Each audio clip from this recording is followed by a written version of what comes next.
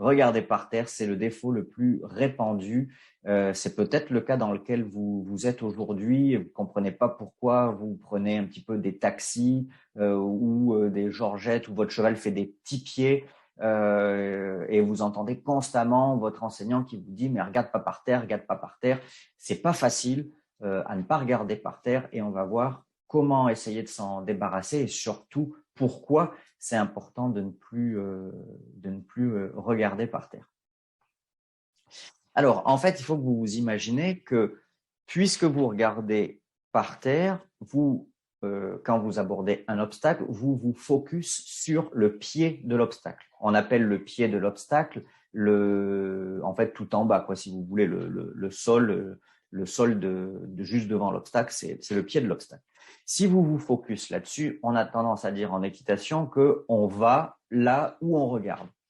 Donc du coup, de manière inconsciente, vous emmenez votre cheval à se rapprocher du pied de l'obstacle. Donc premièrement, parce que vous regardez par terre, vous allez inviter vos épaules à partir vers l'avant. Donc vous êtes en déséquilibre avant, et donc vous créez un déséquilibre avant chez votre cheval. Donc du coup, il va aborder son obstacle en étant un peu plus sur les épaules que si vous regardiez en face de vous. Donc votre cheval étant sur les épaules, il va baisser un petit peu son garrot et ça va, encore une fois, de manière inconsciente, l'inviter à gagner un petit peu en amplitude, sans que vous ayez vraiment l'impression et sans que vous le lui demandiez.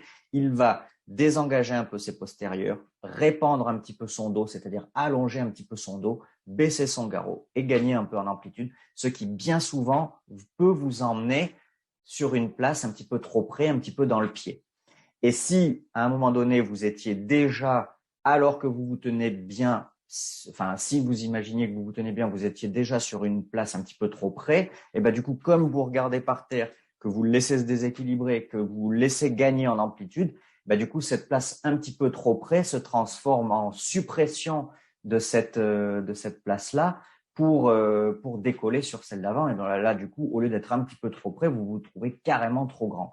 Donc, en fait, il y a beaucoup de mauvaises distances, de mauvais abords qui sont dus uniquement, en fait, au fait de regarder par terre. Donc, voilà. Donc, je reprends un petit peu tout ça dans les conséquences du fait de regarder par terre. Donc, évidemment, bien souvent, encore une fois, bien souvent, nous pouvons constater une battue d'appel trop près, trop proche de l'obstacle, donc dans le pied. Généralement, on le dit, en équitation, on dit bien souvent que nous allons là où nous regardons. Et c'est pour ça, c'est un petit peu quelque chose qui est un petit peu de manière pour faire écho dans l'état d'esprit, dans le cerveau du cavalier débutant. Regarde pas par terre, c'est là où tu vas aller. Généralement, c'est pas faux. En regardant grand devant nous ou au-dessus, on est bien assis, on est bien d'aplomb, on est bien dans notre position. En regardant par terre, on s'avachit, on se tasse et du coup, en fait, on se projette peu à peu, on se projette déjà par terre. Donc, d'autres conséquences sont évidemment du fait de la perte d'équilibre. Même sur un abord cohérent, la perte d'équilibre va poser des difficultés à notre cheval pour qu'il monte ses épaules et ses antérieurs. Donc, on peut se retrouver, comme je vous l'ai marqué juste en dessous, avec des fautes sur les verticaux, des fautes sur les premiers plans des auxerres, parce que le cheval est en déséquilibre sur ses épaules. Donc, c'est compliqué pour lui d'avoir le temps et la réactivité et la force de monter ses épaules dans cet équilibre-là. Plus encore si on est proche, donc si on est proche de l'obstacle, parce qu'on regarde nous dans le pied, qu'on emmène notre cheval dans le pied, qu'on lui fait perdre en équilibre, du coup là il y a toutes les conditions qui sont réunies pour qu'il fasse faute antérieure. Ça c'est vraiment évident.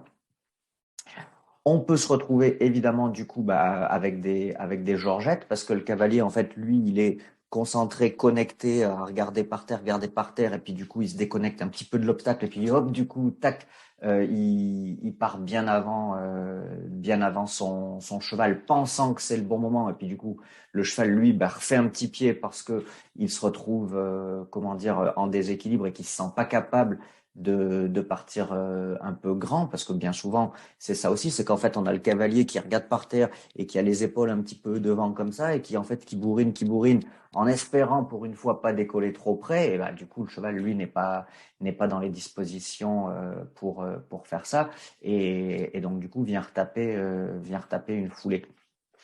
Et en fait, ça, je vous l'ai pas marqué, mais vous avez aussi l'inverse, le cavalier qui lui reste focus sur par terre donc du coup en fait il est dans son truc, il est dans une bulle un peu si vous voulez, parce que quand on regarde par terre comme ça, on se met un peu dans une bulle, on se ferme à ce qui se passe autour de nous, on se ferme à l'obstacle qu'on est en train d'aborder, mais on se ferme aussi à ce qu'on pourrait ressentir de ce que notre cheval fait ou s'apprête à faire.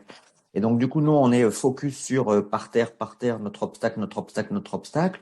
Et puis, du coup, bah, en fait, hop, on est surpris que le cheval saute déjà. Ça, c'est aussi quelque chose qui peut arriver. Évidemment, de ce fait, on a des difficultés à rééquilibrer les chevaux dans les lignes, puisque quand on aborde déjà le premier d'une ligne avec un cheval sur les épaules, un cavalier penché sur le garrot qui vient surcharger l'avant-main, bah, à la réception du premier obstacle, on aura encore un petit peu plus de déséquilibre du fait du premier saut. Si on reste un petit peu, encore une fois, dans notre bulle penchée en avant, bah, ça sera très compliqué pour nous de remettre le cheval en équilibre, et qui plus est, de nous rendre compte de la distance qui nous sépare du deuxième obstacle, et donc, comme je vous l'ai marqué sur la dernière ligne ici, de du coup respecter le contrat de foulée, parce qu'en fait, on ne sait plus vraiment où on en est, on n'est pas du tout connecté avec l'obstacle d'après. Et sortir des combinaisons. Bah là, c'est un peu la même chose, hein. Si on aborde en regardant par terre, on arrive bien souvent un petit peu dans le pied, comme j'essaie de vous l'expliquer. Donc, notre cheval va faire un peu un son en cloche comme ça. Du coup, il va être loin du deuxième, et on se retrouve tout bêtement avec des chevaux qui rajoutent des foulées dans les combinaisons, juste du fait du manque de projection du regard du cavalier vers l'avant. Voilà donc un petit peu toutes les difficultés que pose ce gros défaut de position qui est induit par une mauvaise orientation de notre regard.